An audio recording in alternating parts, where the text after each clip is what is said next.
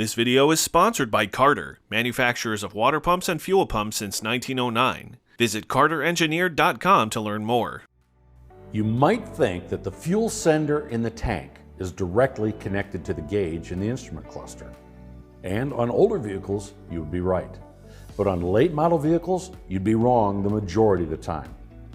On most newer vehicles, the fuel level sender is connected to a module that calculates the fuel level in the tank. Why? Well, there are three reasons. First, the fuel level changes due to acceleration, braking, and cornering. If a sender was directly connected to the gauge, it would be jumping all over the place. This would be a real distraction for the driver.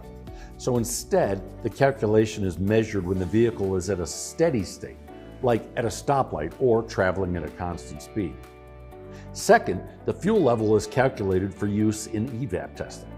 Many evaporative emissions monitors that are non-continuous are performed when the tank is at a specific level that is not too full or not too low.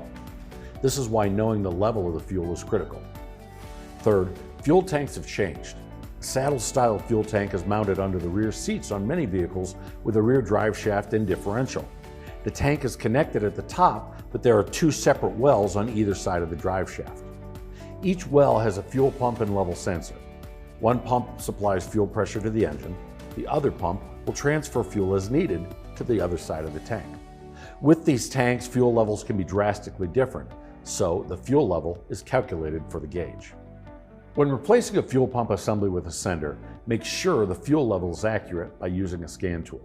Also, use a high-quality fuel pump tested at the factory for accuracy.